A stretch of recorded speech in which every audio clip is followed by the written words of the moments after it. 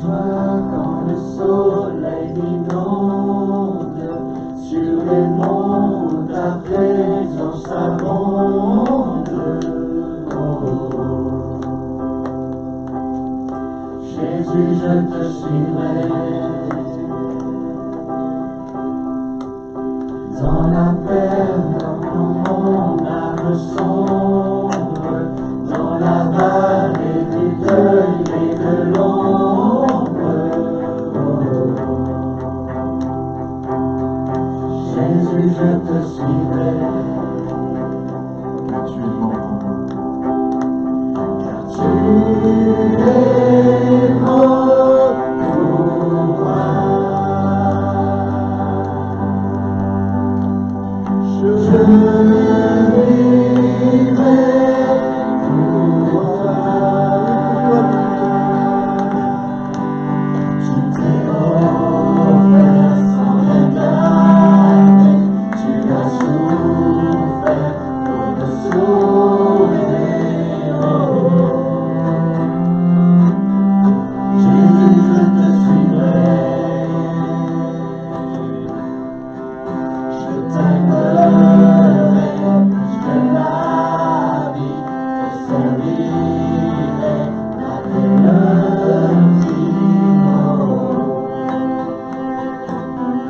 Jésus, je te suivrai.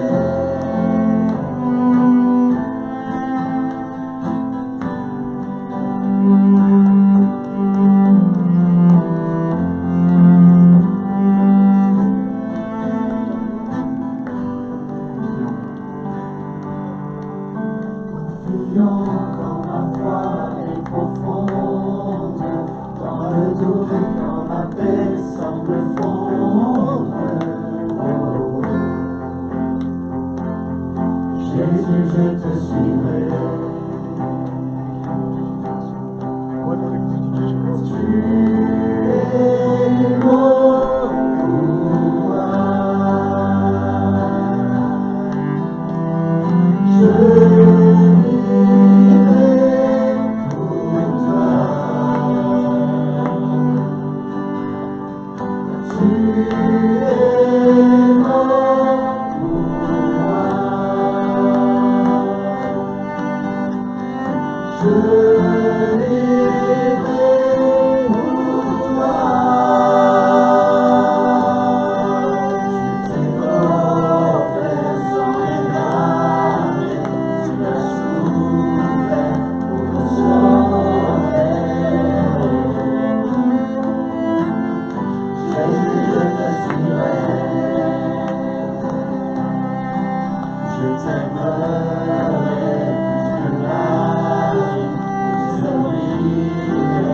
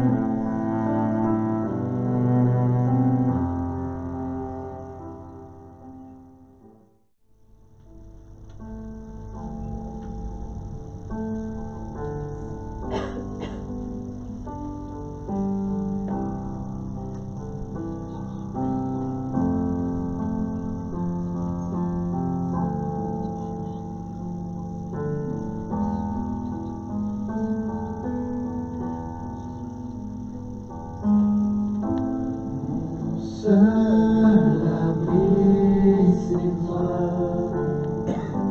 Toujours mon cœur te chantera, car tu me bénis. Et chaque fois que j'ai peur, je m'appuie sur toi. Je m'appuie sur toi. Et dans ma faiblesse, le Seigneur me rend fort. Mon seul ami, toujours mon cœur te chantera, car tu me bénis. Et chaque fois que j'ai peur, je m'appuie sur toi. Je m'appuie sur toi. Et dans ma faiblesse, le Seigneur me rend fort. Je m'appuie sur toi. Je m'appuie sur toi. Et dans ma faiblesse, le Seigneur me rend fort. Je m'appuie sur toi. Je m'appuie sur toi. Et dans ma faiblesse, le Seigneur me rend fort. Je m'appuie sur toi.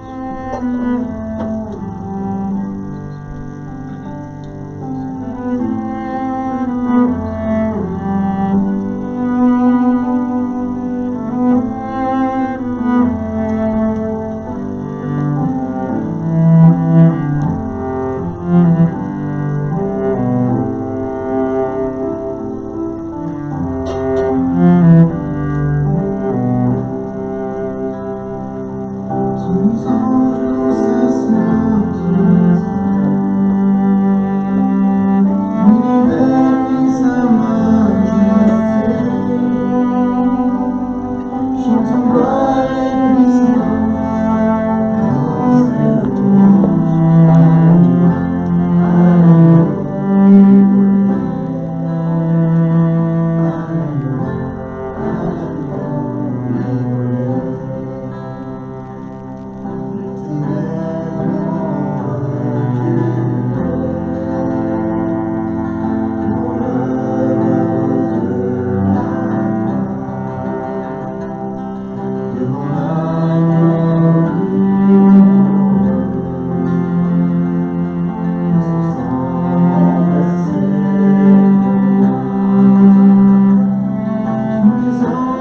s'assoient,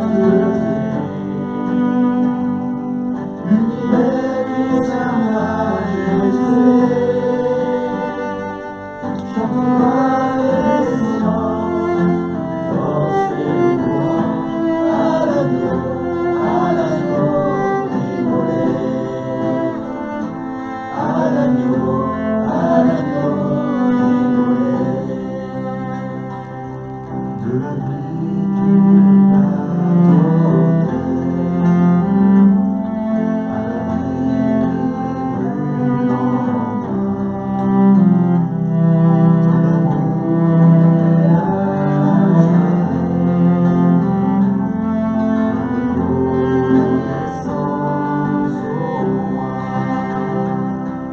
tous les anges de sa sainteté,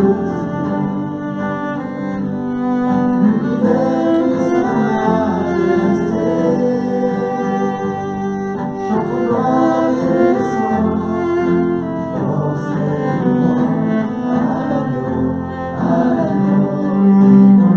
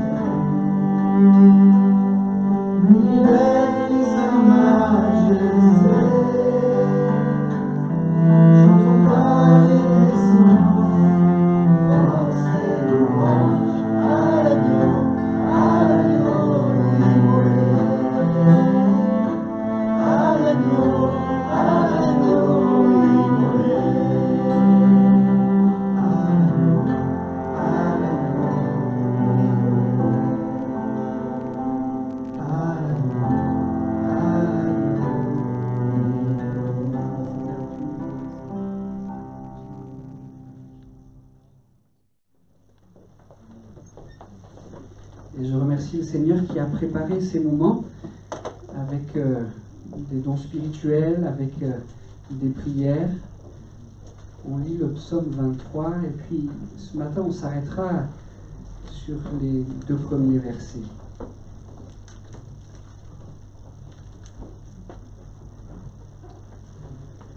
Vous l'avez, psaume 23, verset 1er, psaume de David. L'Éternel est mon berger, je ne manquerai de rien. Grâce à lui, je me repose dans les prairies verdoyantes. Il est celui qui me conduit au bord des eaux calmes. Il me revigore, et pour l'honneur de son nom, il me conduit sur le droit chemin. Si je devais traverser la vallée où règnent d'épaisses ténèbres, je ne craindrai aucun mal, car tu es auprès de moi. Ta houlette me conduit, et ton bâton me protège. Pour moi, tu dresses une table aux yeux de mes ennemis, tu oins d'huile parfumer ma tête, tu fais déborder ma coupe. Oui, toute ma vie, ta bonté et ton amour me poursuivront, et je pourrai retourner au sanctuaire de l'Éternel tant que je vivrai. Amen. J'ai fait la lecture de ce psaume 23 dans la version Summer. On va s'arrêter, comme je le disais, sur ces premiers versets. Peut-être que cette version Summer vous a un peu surprise. On a plutôt l'habitude de connaître ce psaume avec la version second. C'est peut-être sur celle-là qu'on s'arrêtera quelques instants, mais vous le savez, la vérité est identique. Le message est le même. L'Éternel est notre berger. C'est comme cela que David, inspiré, choisit de commencer ce psaume. C'est par cette expression qu'il choisit de décrire Dieu. Il le décrit comme un berger. L'Éternel est mon berger. David choisit de décrire Dieu comme cela avec une double expérience. Il a l'expérience du berger, il en est un. Et quand il dit que Dieu est un berger, il sait ce que cela signifie mieux que quiconque. L'Éternel est mon berger. Mais il a une double expérience aussi parce qu'il a une connaissance de Dieu toute particulière. Des heures et des heures passées en sa présence. Des heures et des heures avec son instrument, avec sa lyre, avec d'autres instruments, à composer des chants, à recevoir l'onction et plus tard en étant roi qui dirige le peuple de Dieu. Cette double expérience-là fait qu'il choisit sciemment et de manière inspirée à dire de Dieu qu'il est le bon berger. Plusieurs auraient pu dire d'un Dieu si grand, d'un Dieu puissant, d'un Dieu qui tient le monde dans sa main. Plusieurs auraient pu le décrire comme un roi autoritaire. Certains voient Dieu comme un dictateur qui pourrait à tout moment, à toute occasion, faire tomber sur nous son courroux. David ne le décrit pas comme ça. L'Éternel est mon berger. Dieu a voulu être pour nous le berger. Et il nous voit comme ses brebis. Parce que l'Éternel nous aime. Allez, personnalisons un peu cela. Parce que l'Éternel t'aime, il veut être ton berger. Le berger, c'est celui qui aime foncièrement. Le berger, c'est celui qui prend soin. On l'a entendu, le berger, c'est celui qui prend le temps de guérir, de soigner la brebis qui est blessée. Celui qui va la chercher, peu importe les kilomètres, peu importe le froid, peu importe le vent, la nuit, peu importe les dangers, il va chercher la brebis qui s'est égarée. David dit, Dieu, c'est ce berger-là, pour moi et pour nous. Le berger, c'est celui qui fait paître. Remarquez cette expression, celui qui fait paître. La brebis a besoin pour se nourrir de se savoir en sécurité. Et le berger n'est pas seulement celui qui pourvoit pour la nourriture, mais il est celui qui est présent pendant que la brebis mange. Ça demande au berger une attention, un soin de chaque instant, de chaque moment. Il est auprès d'eux. Ça donnait à David le temps de composer quelques merveilleux psaumes. Mais il était là, avec le troupeau. Quand on dit « l'Éternel est mon berger », il y a cela aussi. Ce Dieu présent, ce Dieu proche, ce Dieu à côté. Pas simplement, et c'est déjà glorieux, celui qui nous donne la nourriture, mais celui qui veille sur nous quand nous la mangeons. Celui vers qui la brebis peut tourner la tête à tout moment. Il est là. Il est encore là. Il est toujours là. Et ça me rassure. Celui qui protège aussi, son bâton est là pour chasser les bêtes féroces. David choisit de dire « l'Éternel est mon berger ». Que nous puissions, puisque lui a choisi de le dire, que nous puissions choisir de le dire également. Vous savez que c'est précieux de dire souvent « l'Éternel est mon berger ». Pas de manière automatique et de manière à la conditionner, mais en le pensant, en le redisant à notre âme d'une manière profonde, l'Éternel est mon berger. Parce qu'il y a bien des choses qui voudraient dans nos vies prendre la place du berger, qui voudraient nous conduire. L'inquiétude, le souci, le doute, quelquefois, trop souvent sont nos bergers. Et on choisit de les suivre, de les écouter. Le péché, la tentation voudrait aussi avoir sur nos vies cette emprise-là, celle d'un berger qui voudrait nous emmener dans un chemin qu'il ne nous faudrait pas prendre. La honte. Oui, il ne faut surtout pas que sur mon lieu de travail, on sache que je suis chrétien. La honte, quelquefois, elle voudrait venir être notre berger. Il ne faut pas que je montre que j'aime Dieu, il faut que je me fonde dans la masse, il ne faut pas que je montre que je suis différent. Il y a bien des bergers qui voudraient prendre la place. Disons-le. Ce matin, redisons-le à notre âme, à notre vie. L'Éternel est mon berger. L'Éternel est mon berger. Seigneur, sois-le ce matin pour chacun d'entre nous. Sois-le pour chacune des brebis, celle qui a tellement faim, celle qui est dans l'inquiétude, celle qui est blessée, celle qui s'éloigne du troupeau. Seigneur, sois le bon berger ce matin pour chacune de tes brebis. La Bible utilise beaucoup l'image du berger. Elle utilise cette image pour nous parler, on l'a dit, on l'a entendu, Jésus est le bon berger. Il y a bien des grands hommes de Dieu qui, dans la parole, ont été des bergers. Arrêtons-nous rapidement, très rapidement, sur certains d'entre eux. Abel, le berger, celui qui s'occupe du troupeau, et celui qui, pour adorer le grand Dieu, prend une brebis du troupeau et l'offre en sacrifice. Il nous apprend l'adoration, il nous montre l'offrande agréée. Joseph, famille de bergers. Quand, après tant de difficultés, tant d'épreuves, la famille est enfin réunie en Égypte autour de Joseph, cette famille est regardée par tout le peuple égyptien comme une famille de bergers. C'était un métier que les Égyptiens ne voulaient pas faire. Ils regardaient les bergers avec un œil un peu là, mais voilà que vient s'établir en Égypte une famille de bergers. Et si le berger Abel nous apprend l'adoration de l'offrande agréée, Joseph et sa famille de bergers qui s'installent en Égypte nous apprend l'humilité et la fidélité. Ils viennent avec humilité s'installer en Égypte après que Joseph, contre vents et marées, ait été trouvé fidèle.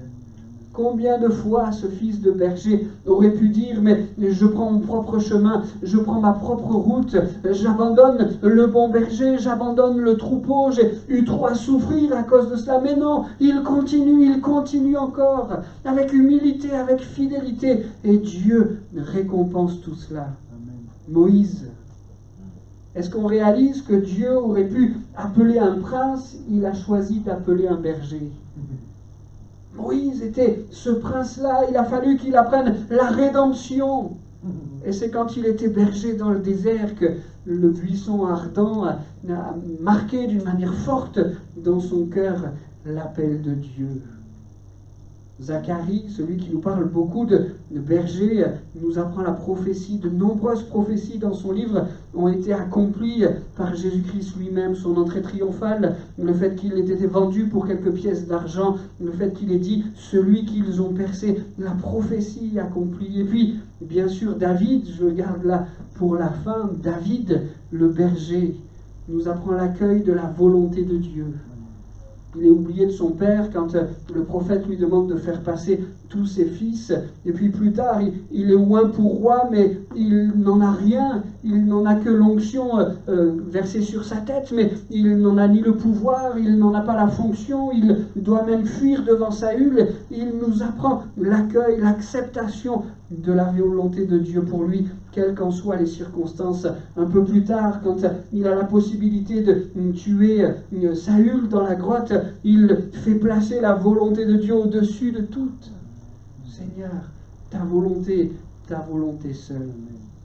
Je crois qu'on voudrait tous être auprès ou même être comme ces grands hommes de Dieu, comme Abel, comme Joseph, comme Moïse, comme Zacharie, comme David. On voudrait tous voir ce qu'ils ont vu. On voudrait tous faire l'expérience des miracles extraordinaires qui ont été les leurs.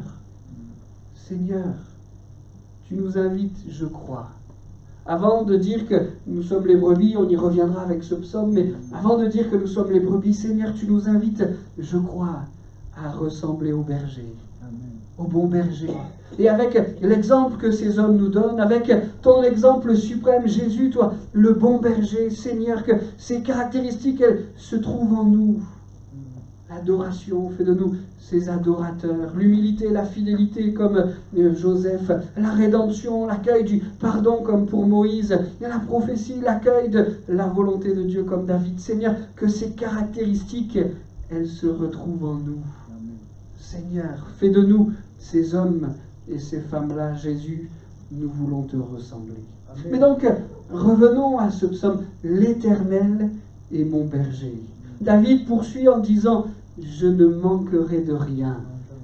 Est-ce que vous êtes d'accord avec ça? L'Éternel est mon berger, je ne manquerai de rien. Quelle merveilleuse promesse. Manquer de rien, ça ne signifie pas vivre dans le luxe. Des fois, on comprend la Bible comme on a envie de la comprendre. Seigneur, tu as dit que je ne manquerai de rien, alors cette Ferrari rouge, Non, mon père, c'est plutôt une Alpine bleue, là. Seigneur, cette Alpine, Manquer de rien, ça ne signifie pas vivre dans le luxe, bien qu'on a un Dieu qui est un Dieu abondant, mais je crois qu'il pourrait y avoir un piège à considérer que comme l'Éternel est mon berger, alors je dois tout avoir, tout posséder. Et vous savez, vous avez certainement entendu parler de cet évangile-là, l'évangile de la prospérité. Il faut que plus on est proche de Dieu, plus on est enfant de Dieu, plus il faut marquer notre richesse et établir quelque chose comme cela. C'est un piège immense. J'ai entendu cette semaine-là, ma sœur m'a envoyé un petit message d'un prédicateur qui se dit qu'il ne peut pas avec ses pieds toucher le sol qui est plein de péchés, alors il se fait porter dans sa ville avec des hommes là, il se déplace dans les rues avec des hommes parce qu'il doit montrer un certain luxe, une certaine position. C'est pas ça du tout. Quand la parole de Dieu nous dit « L'Éternel est mon berger, je ne manquerai de rien », c'est pas ce piège-là. Notre monde cherche à créer en nous le manque. Et il faut avoir encore. Notre monde cherche à nous faire confondre le superflu et le besoin. Notre monde cherche à nous faire croire que le superflu doit devenir notre indispensable, notre nécessaire. On a entendu dans cette prière, Seigneur, tu es mon essentiel, Amen. tu es mon indispensable, tu es mon nécessaire. Nous avons tout en toi. Seigneur, merci pour qui tu es. Le livre des Proverbes nous dit, ne me donne ni pauvreté ni richesse, accorde-moi le pain qui m'est nécessaire. Amen. Amen. L'Éternel est mon berger, je ne manquerai de rien. Disons-le aussi, quand nous sommes dans un moment éprouvant, quand la tempête se lève dans nos vies, l'Éternel est mon berger. Je ne manquerai de rien. Attachons-nous à cette promesse quand on a le sentiment qu'on est dépassé, qu'on n'y arrivera pas, qu'on n'arrivera pas à maintenir le cap, qu'on n'arrivera pas à mener le bateau jusqu'au rivage. Disons-le au milieu de notre tempête, l'Éternel est mon berger, je ne manquerai de rien. Il est avec moi dans la barque. Peut-être que maintenant il dort, cela ne doit pas m'inquiéter, cela ne doit pas me surprendre. Il n'est pas inquiet parce qu'il sait qu'il a tout pouvoir et je le sais avec lui. Je lui fais confiance. Il se lèvera dans mon bateau. Avec lui, je ne manquerai de rien. Un mot de sa part et le vent s'arrête et la mer s'apaise. Disons-le au milieu de nos tempêtes, l'Éternel est mon berger. Je ne manquerai de rien. Mais n'oublions pas aussi de relier ces deux phrases parce qu'elles sont ensemble liées. L'Éternel est mon berger. Je ne manquerai de rien. Quelquefois, on se donne une foule de bergers, et quand on est dans les besoins, on dit Dieu, quand même, tu as dit je ne manquerai de rien. Et de Dieu qui pourrait nous répondre, mais est-ce que je suis ton berger? Les deux sont liés.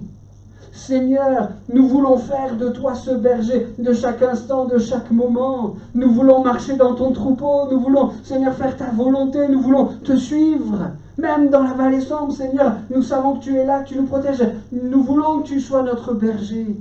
Alors, nous ne manquerons de rien. Amen. Le psaume continue. Tu me fais reposer. Tu me fais reposer. Est-ce qu'il y a quelques brebis ce matin qui aspirent au repos?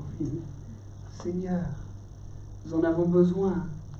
Fais-nous reposer. En faisant quelques recherches, j'ai appris qu'une brebis avait besoin de 4 choses essentielles pour pouvoir se reposer véritablement. Elle a besoin d'être dans une absence de crainte. Si elle a peur, elle ne va pas se reposer. Elle a besoin d'être en absence de conflit avec ses congénères. S'il y a une brebis qui l'embête, elle ne va pas se reposer tant que l'affaire ne sera pas réglée. Elle a besoin d'être dans une absence de parasites. Si les mouches viennent l'embêter, viennent la distraire, elle ne pourra pas se reposer. Et enfin, il faut qu'elle soit rassasiée. Si elle a faim, elle ne prendra pas le repos. Et le berger doit veiller à ce que les brebis soient dans cette situation-là pour qu'elles puissent enfin s'allonger, se reposer, ce qui leur est précieux, ce qui leur est nécessaire. C'est pas moi qui ai dit ces 4 choses-là, c'est un berger qui l'a fait. Je n'ai jamais été berger de brebis, d'animal, hein. Mais c'est lui qui le dit. Est-ce que pour nous, brebis humaines, spirituelles, est-ce que c'est pas un peu pareil? Nous vivons dans un monde qui va à 100 à l'heure et un monde qui est opposé au repos. Métro, boulot, et à la place du dodo, on met plein de choses, soucis, écran, heures supplémentaires, etc., etc. Et est-ce que quelquefois, on n'est pas là comme ayant besoin d'un repos tout spécial, d'un repos tout particulier? Révisons nos priorités. Seigneur, je veux te confier mes craintes. Si la brebis ne peut pas prendre du repos, si elle est dans la crainte, Seigneur, je veux te confier mes craintes. Amen. Elles me dépassent quand je m'arrête et que je réfléchis. Quand je m'arrête et que j'essaye de faire des plans sur demain, alors ma crainte s'augmente. Seigneur, je veux te faire confiance pour ça. C'est pas facile, mais aide-moi à cela. Seigneur, je t'abandonne mes craintes. Seigneur, je veux régler les conflits. Ils m'empêchent de dormir, je ne veux pas laisser le soleil se coucher là-dessus. Seigneur, je veux aller trouver, j'allais dire mon frère, ma soeur, non, ma brebis. Hein. Seigneur, je veux régler les conflits et je ne veux pas que cela me prive de sommeil. Je veux que les choses soient droites, pures devant toi. Je veux m'établir dans un lieu sans péché. Je ne veux pas que les mouches viennent là m'empêcher de trouver le sommeil. Je veux faire attention où je pose mes pieds. Je veux faire attention où je pose mes yeux, où je fais résider mon cœur. Vous savez, c'est l'histoire d'Abraham et Lot. Hein. Où vas-tu t'installer? Lot voit Sodome et Gomorrhe comme une ville pleine de richesses et il choisit de mettre son campement juste à ses côtés, mais sans cesse et sans cesse, ses yeux, son cœur va être tenté. Seigneur, je veux m'établir dans un lieu qui soit sanctifié. Garde-moi, mets-moi à l'abri de cela. Et puis, Seigneur, je veux me nourrir spirituellement. Sans cette nourriture spirituelle, mon repos spirituel sera si difficile. Seigneur, j'ai soif de toi, j'ai faim de toi. Je veux faire descendre ta parole en moi, qu'elle soit cette nourriture comme on l'a entendu ce matin. Je veux me nourrir de toi, Seigneur Jésus. Voilà alors comment je pourrais connaître et trouver le repos spirituel. Amen. Tu me fais reposer dans de verts pâturages. Je crois pouvoir dire sans me tromper que si on laisse la brebis choisir, tu préfères l'étable avec le foin ou les gras pâturages avec l'herbe fraîche. Je crois pouvoir savoir quel choix elle fera. Alors, tout au long de l'année, ce n'est pas possible d'avoir le gras pâturage. Il y a des moments de l'étable, mais il y a une vérité, il y a un moment tellement particulier que de trouver le repos dans de verts pâturages. Et pourtant, vous savez ce qui se passe dans les gras pâturages, dans les verts pâturages? Vous connaissez l'expression qui dit que l'herbe est toujours plus verte dans le pré du voisin. Même dans les gras pâturages, la brebis se dit que certainement que l'herbe juste de l'autre côté de la clôture pourrait être meilleure. Seigneur, tu me donnes du repos dans des verts pâturages. Vous savez, les pâturages, c'est la volonté du berger. C'est lui qui a désiré emmener ses brebis ici, à cet endroit, parce qu'il savait que là, elles seraient bien, qu'elles seraient nourries. Le pâturage, c'est la volonté du berger. Pour nous, brebis, c'est la volonté de Dieu. Il veut nous emmener dans de verts pâturages. Amen. Et si quelquefois notre volonté à nous semble plus verte que la volonté de Dieu, n'écoutons pas notre raisonnement tout humain qui nous pousserait à manger l'herbe juste de l'autre côté de la clôture. Seigneur, David nous l'apprend, je le disais il y a un instant, à accepter la volonté de Dieu pour nous. Seigneur, tu as voulu me conduire dans ce pâturage-là. Dans ce pâturage, il y a cette herbe verte qui m'est toute suffisante. J'ai besoin de cela, Seigneur, et je veux faire taire ma propre volonté et accepter parfaitement la tienne, même si la nôtre semble mieux, plus facile, je le disais, plus verte, même si on a l'impression qu'on serait mieux à faire les choses comme on les envie, comme on les décide. Seigneur, je veux accepter ta volonté. Quand la brebis le fait, c'est déjà pour son épanouissement, mais c'est aussi pour le fruit qu'elle portera. Je ne sais pas si vous avez eu l'occasion de goûter le même fromage, mais d'été ou d'hiver. Vous avez déjà fait ça? Quand on est arrivé à Albertville, les gens nous ont dit « il faut que vous goûtiez ça ». Prenez le même fromage, mais d'une brebis qui a fait son lait l'hiver et d'une brebis qui a fait son lait l'été. Le fromage d'été est bien plus fruité, bien plus savoureux, parce que la brebis s'est nourrie des gras pâturages, des verts pâturages, de quelques fleurs qui ont poussé là dans la prairie, plutôt que le foin. Il y a une réelle différence. Seigneur, je veux pour ma vie ta volonté. Si tu as voulu me conduire dans ce pâturage, je désire, j'accepte ta volonté. Ça me permettra mon épanouissement, même si des fois ma volonté me dicte autre chose, mais ça me permettra aussi de porter un fruit plus abondant pour toi. Marcher dans ta volonté, marcher dans tes pas, marcher à ta suite me permettra de porter du fruit Et Seigneur, je désire le faire, et je désire le faire pour toi. Il me dirige près des eaux paisibles. Le berger sait faire cela, nous diriger. Dans Jean chapitre 10, Jésus parle de ce berger qu'il veut être pour le peuple d'Israël et on comprend plus largement pour chacune de nos vies. Lorsqu'il a fait sortir toutes ses brebis, il marche devant elles et les brebis le suivent parce qu'elles connaissent sa voix. Elles ne suivront point un étranger, mais elles fuiront loin de lui parce qu'elles ne connaissent pas la voix des étrangers. Le berger, il est celui qui dirige ses brebis. Notre Dieu, Jésus-Christ, notre Sauveur, le bon berger, veut nous diriger et nous conduire. Il nous faudra alors apprendre à reconnaître sa voix. Seigneur, ça c'est ta voix. Dans cette circonstance, dans cette situation, je comprends que tu cherches à me parler. Soit pour m'encourager à persévérer, soit pour me reprendre, soit pour me signaler un danger qui pourrait être là. Seigneur, je veux reconnaître ta voix. Sois celui qui chaque matin éveille mon oreille.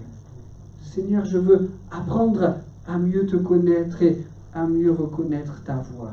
C'est le premier élément que Jésus nous apprend et que je veux souligner dans ce texte de Matthieu 10, apprendre à reconnaître sa voix. Le deuxième élément, c'est choisir de le suivre.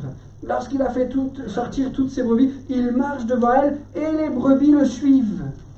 Seigneur, nous voulons être de celles-là. Nous voulons faire le choix de suivre le berger. Attention à la brebis qui fait le choix de suivre son propre chemin. La troisième chose que je veux souligner, c'est que suivre le bon berger, c'est aussi fuir loin de l'étranger. Elles ne suivront point un étranger, mais elles fuiront loin de lui, parce qu'elles ne connaissent pas la voix des étrangers. Et enfin, ce que je veux souligner, il marche devant. Le berger marche devant. Il nous faut reconnaître sa voix, il nous faut faire le choix de le suivre, il nous faut fuir loin de l'étranger, mais merci Seigneur, le berger, il marche devant. Et je voudrais dire ici que le berger, il marche 2 fois devant. Pourquoi est-ce que je dis ça comme ça? Parce que c'est vrai, il conduit le troupeau et bien souvent le berger là, ouvre le chemin et là devant comme pour prévenir quelques dangers, quelques pièges qui pourraient être là, quelques prédateurs qui pourraient être là, il marche devant, il a un œil derrière également, il veille sur le troupeau et cela rassure les brebis. Mais je dis qu'il marche 2 fois devant parce que avant de mener les brebis sur ce chemin-là qui les mène au gras pâturage un peu plus haut, le berger a reconnu le chemin. Il y est allé quand les brebis en sécurité dans l'étable étaient là avec tout le foin qui était nécessaire et la sécurité qui leur était nécessaire. Le berger a prévu, dès que les beaux jours viendraient, dès que le printemps poindrait, de les emmener dans tel pâturage. Quel est le meilleur itinéraire? Quel est l'itinéraire dans lequel les brebis ne seront pas trop en danger, où elles seront moins attaquées par les prédateurs? Il est déjà passé sur ce chemin. 2 fois, il marche devant. Et je crois qu'il en va de même pour nous. Nous sommes ces brebis et 2 fois, il marche devant. Il marche devant parce qu'aujourd'hui, dans notre situation, alors qu'il veut nous mener dans tel pâturage, nous pouvons lever les yeux et le voir. Il est là devant, il est notre garantie contre quelques prédateurs, contre quelques pièges. Il ouvre le chemin et s'il voit quelque chose qui pourrait être pour nous un danger, il fait le nécessaire pour que nous soyons en sécurité. Mais aussi, il a déjà marché sur notre chemin. Il a un objectif, une volonté pour nous.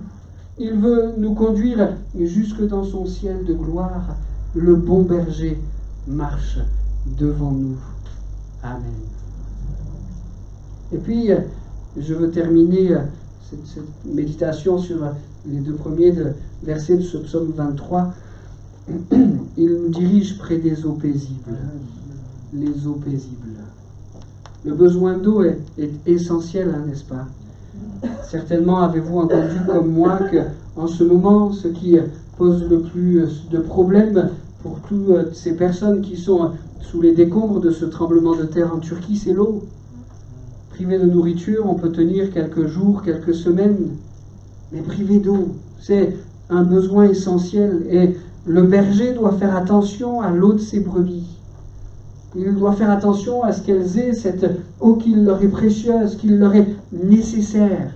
Pas de l'eau stagnante, parce que les bactéries pourraient s'y proliférer et cela pourrait être mauvais pour les brebis. Il ne doit pas leur offrir de l'eau stagnante, une mare n'est pas suffisante pour le troupeau. Il doit faire attention qu'à l'endroit où il les mène, elles auront une eau pure, l'eau du torrent. Vous savez que l'eau et le torrent sont souvent, dans la parole de Dieu, symboles du Saint-Esprit. Ézéchiel 47, Seigneur, nous voulons cette eau qui nous désaltère, cette eau du torrent qui descend de ton trône, qui coule de toi, Seigneur. Cela n'est pas optionnel, mais c'est nécessaire, ça m'est précieux. Seigneur, je veux recevoir ces choses dans la foi. Le Saint-Esprit qui descend sur nous et qui nous remplit. Seigneur, nous voulons boire au torrent. Pas de l'eau stagnante reçue il y a quelques dizaines d'années, mais une eau renouvelée, un Saint-Esprit renouvelé. Seigneur, nous avons soif de cette eau-là. Si l'eau du torrent est nécessaire, je remarque que David dit près des eaux paisibles. Quelquefois, l'expérience du baptême dans le Saint-Esprit peut être impressionnante, pourrait nous impressionner. L'eau du torrent, quelque chose de fort. David dit, il est celui qui me conduit près des eaux paisibles. N'ayons pas peur du Saint-Esprit, mais réalisons que s'il est ce torrent bouillant et plein de puissance, il est aussi cette eau paisible. Pareil, j'ai appris en méditant un peu ce psaume 23 et quelques éléments donnés par un berger, j'ai appris que les brebis peuvent rester plusieurs mois pratiquement sans boire. Vous saviez ça? Plusieurs mois pratiquement sans boire. Mais il y a une chose qui est indispensable pour que ce que je viens de dire soit vrai. Il faut que très tôt le matin, elles soient dans les pâturages. La rosée sur l'herbe fraîche est nécessaire et elle les permet à leur hydratation. Dans la Bible, encore une fois, la rosée est souvent l'image du Saint-Esprit. Tout à l'heure, le torrent était ce Saint-Esprit plein de puissance. Ici, la rosée, ce Saint-Esprit avec cette eau paisible, ce murmure doux et léger. Seigneur, nous avons soif de toi. Inonde-nous de ton Saint-Esprit, de la puissance de ton Saint-Esprit, mais aussi de la douceur qu'il saura prendre pour nous. Soyons pas effrayés, mais tu es aussi, Seigneur, comme cette rosée qui descend sur nous et qui nous désaltère, qui nous inonde, comme ce murmure doux et léger qui nous remplit. L'aube, pour ces brebis, est nécessaire pour qu'elles puissent se déshydrater, s'abreuver de cette rosée. L'aube est nécessaire. Il faut que très tôt le matin, elle soit dans les champs. Je crois que cela nous parle de priorité, de nos priorités. Seigneur, nous voulons te faire passer en premier. Alors, je ne fais pas une règle des Mèdes et des Perses en disant que notre moment avec Dieu doit impérativement être avant que le soleil se lève, très tôt le matin, etc.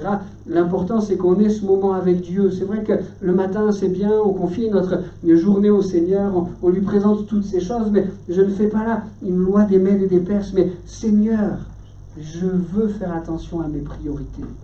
À un moment de la journée, prendre le temps pour recevoir ma rosée, pour recevoir cette eau qui descend du ciel, pour recevoir cette eau du torrent, pour me laisser remplir de ta présence, remplir de ton esprit. Seigneur, j'ai soif de toi. Alors oui, l'Éternel est mon berger. Je ne manquerai de rien. Il me fait reposer près des eaux paisibles. Il me dirige dans de gras pâturages, dans de verts pâturages. Merci Seigneur pour cela. Il veut être pour nous ce berger qui nous aime, ce berger qui prend soin, qui veut nous conduire et nous diriger. Et il veut que nous soyons ces brebis qui choisissent de le suivre, qui s'épanouissent, qui portent du fruit, qui nourrit de la parole, désaltérés par le Saint-Esprit, portent pour lui un fruit qui lui est précieux, qui lui est agréable. Amen. Seigneur Jésus, merci de ce que tu es le bon berger. Et merci de ce que tu as voulu, par amour, nous intégrer dans ce troupeau que ta main conduit. Nous désirons, Seigneur, toujours réaliser que tu es là, que ta houlette et ton bâton nous rassurent, que tu es ce berger qui pourvoit à chacun de nos besoins. Seigneur, aide-nous à nous laisser conduire et diriger par toi, uniquement par toi, Seigneur. Aide-nous à refuser ces mauvais bergers qui voudraient nous éloigner de toi. Exerce nos oreilles à reconnaître ta voix. Aide nos cœurs à accepter ta volonté quand nous sommes dans les verts pâturages, dans les gras pâturages aussi, quand nous sommes dans la vallée de l'ombre qui n'a qu'un objectif, nous conduire jusque dans les gras pâturages. Seigneur, quelles que soient ces circonstances, aide-nous à accepter ta volonté. Nous savons, Seigneur, qu'elle est bonne, qu'elle est agréable, qu'elle est parfaite, qu'elle nous est nécessaire, Seigneur. Alors, conduis-nous dans tes plans. Seigneur, nous réalisons que nous avons besoin de ce berger à chaque instant, mais nous réalisons aussi, Seigneur, que nous voulons choisir, décider de nous laisser diriger, conduire, abreuver, nourrir par toi, Seigneur. Et ce matin encore, nous voulons dire, l'Éternel est mon berger. Amen.